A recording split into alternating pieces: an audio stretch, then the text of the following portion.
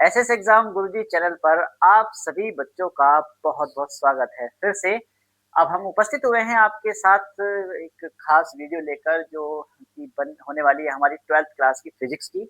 और इसमें आज हम पढ़ाने वाले हैं आपको विद्युत फ्लक्स। देखिए जो हमने टॉपिक आपको बताए थे अपनी पहली वीडियो में पहली यूनिट से, तो ये उसी का हिस्सा है। तो आइए बात करते हैं विद्युत फ्लक्स के बारे में। ये टॉपिक आपके बोर्ड एग्जाम के लिए बहुत ही इम्पोर्टेंट है।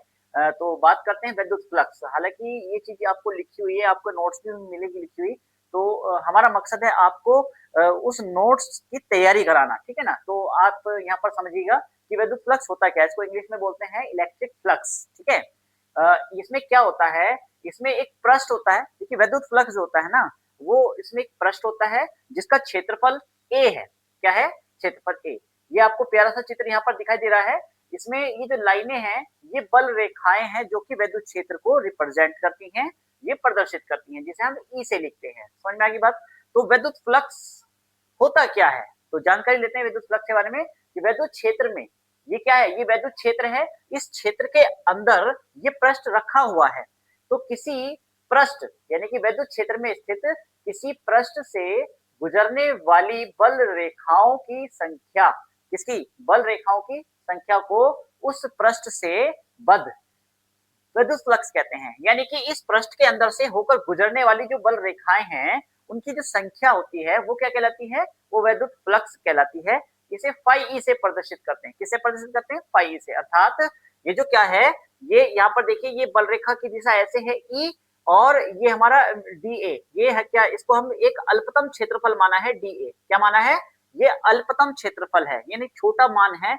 ये इसका छोटा सा अंश लिया है यहाँ पर हमने आपको समझाने के लिए कि इस पृष्ठ से ये बल रेखा गुजर रही है, तो इसका जो क्षेत्रफल के साथ इसका जो मान है, मतलब इसका जो कोण है वो यहाँ पर थीटा है। क्या है? थीटा। तो इसकी दिशा ऐसे है और इसकी दिशा ऐसे है, तो इसके बीच में कितना कोण है? थीटा कोण है। ठीक है? तो ये यहाँ से गुजरने वाली जो बल रेखाओं की संख्या है, बल रेखा की संख्या, ये क्या है? विद्युत फ्लक्स कहला रही है, यानी कि डी फाई ई।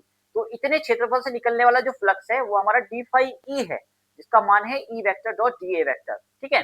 ये दोनों क्या है? ये दोनों सदिश राशि है और ये इसका अदिश गुणन है। क्या है ये?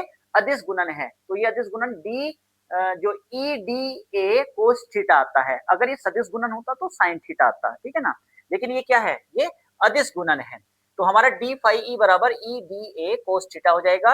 अब बात करें इसके मात्रक की, तो इसका मात्रक होता है न्यूटन मीटर स्क्वायर प्रति कूलम। जी हाँ, मात्रक भी आता है बच्चों, तो ध्यान से याद करना है इसको। तो विद्युत फ्लक्स का मात्रक क्या होता है? Newton metre square, newton metre square प्रति कूलम।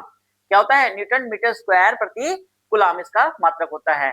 यह एक सदिश राशि, सॉरी क्षमा चाहेंगे बच्चों, यह एक कैसी राशि है? यह एक अदिश राशि है। कैसी राशि है? यह एक अदिश राशि है।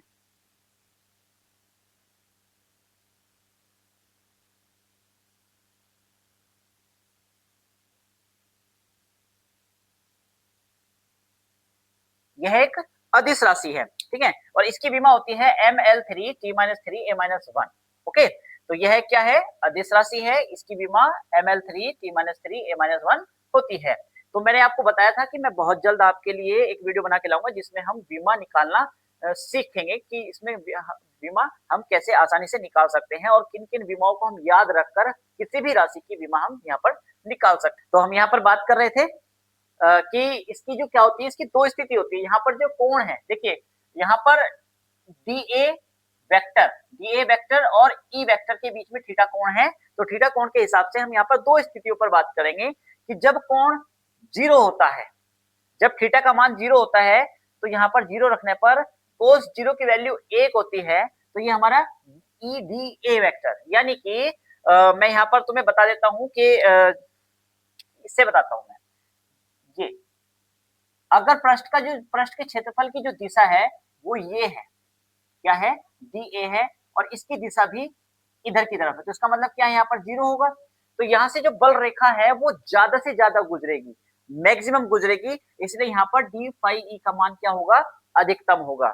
और अगर कोण ये पहली स्थिति के लिए है और ये दूसरी स्थिति के लिए है, अगर कोण इसके बीच में ये क्षेत्रफल है और इसकी दिशा हमारी क्या है? ऐसे है, और वैद्युत क्षेत्र की दिशा ऐसे है, तो इसके बीच में कोण कितना बैठ रहा है, बीच में कोण बैठा है 90 डिग्री का, कितना 90 डिग्री का, और कोस 90 का मान होता है 0, और कोस 90 का मान 0 होगा तो इसकी सारी वैल्यू 0 हो जाएगी। यहाँ पर क्या हो जाएगा, ये वैद्युत फ्लक्स का जो मात्रक हो जाएगा, मतलब मान हो जाएगा, वो हमारा शून्य हो जाएगा। ठीक है, तो उम्मीद है आप सभी बच्चों को वैद्युत फ्लक्स समझ में आ गया होगा। ये बहुत ही इंपॉर्टेंट टॉपिक है आप सभी के बोर्ड एग्जाम के लिए।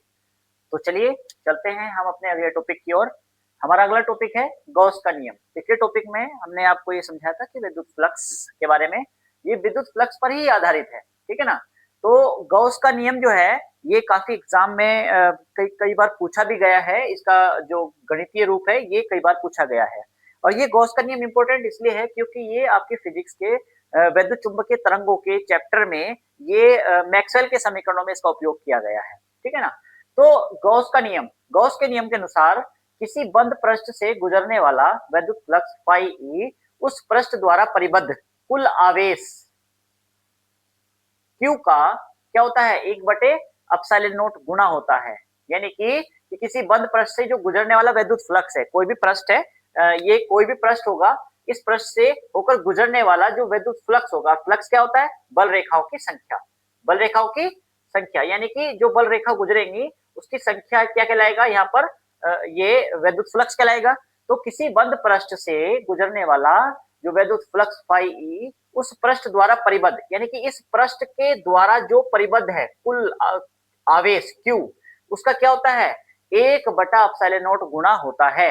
यानी कहने का मतलब क्या है, इस पृष्ठ से जितना भी यहाँ पर वैद्युत क्षेत्र, इस पृष्ठ से जितना भी वैद्युत आवेश है, इस आवेश के कारण इस पृष्ठ से गुजरने वाली बल रेखाओं की संख्या, ये वैद्युत फ्लक्स है, ठीक है ना। तो किसी बंद पृष्ठ से गुजरने वाला वैद्युत फ्लक्स फाई ई उस पृष्ठ द्वारा परिबद्ध कुल आवेश का 1/ε0 गुणा होता है, अर्थात फाई ई बराबर Q गुणा 1/ε0। इसकी गुणा करेंगे तो फाई बराबर Q/ε0 आ जाता है, ठीक है ना। तो यहाँ पर गॉस के नियम का जो गणितीय रूप है, ये जैसे कि हमने पिछले इसमें विद्युत फ्लक्स में आपको बताया था, जो कि यहाँ पर ये बताया था मैंने, डी फाई ई बराबर क्या बताया था, ई वेक्टर डॉट, छोड़िए इसको, E vector E D A cos theta, मैंने ये बताया था ना आप लोगों को, है ना। तो यहाँ पर ये वही है, तो ये क्या था, ये हमारा इससे आया था, डी फाई ई बराबर E vector dot D A vector, ठीक है ना, ये इसी से आया था ना, तो ये वही है, और ये भी इसके बराबर होता है। तो ये हमारा पूरा नियम ये हो जाएगा हमारा फाई ई बराबर, ये इसको बोलते हैं संपूर्ण समाकलन, क्या बोलते हैं, संपूर्ण समाकलन। तो E vector dot D A vector बराबर Q/ε0। एक चीज और, यहाँ पर ये आवेश इस पृष्ठ से परिबद्ध है, ठीक है ना, लेकिन अगर पृष्ठ से बाहर उपस्थित किसी भी आवेश का, कोई भी अगर मान लिया कोई भी आवेश इससे बाहर होगा उपस्थित, और इसके कारण इसके अंदर जो वैद्युत फ्लक्स होगा वो क्या होगा, वैद्युत फ्लक्स, वो हमेशा शून्य होगा। क्या होगा, शून्य, यानी कि पृष्ठ से बाहर उपस्थित किसी भी आवेश के लिए संपूर्ण पृष्ठ से होकर गुजरने वाला जो वैद्युत फ्लक्स है वो शून्य होगा, ठीक है ना। तो ये था हमारा गॉस का नियम। उम्मीद है आप सभी को गॉस का नियम समझ में आया होगा। हम अगली नेक्स्ट वीडियो में आपसे मिलेंगे गॉस के नियमों के अनुप्रयोगों को लेकर, जो कि एग्जाम में आए दिन पूछे जाते हैं। हम इंपॉर्टेंट टॉपिक ही आपके लिए लेकर आएंगे। तब तक के लिए आप हमारे इस चैनल पर जितने भी हमारी पुरानी वीडियो हैं उसको देखिए, समझिए और अपनी तैयारी को बेहतर बनाइए। Thank you.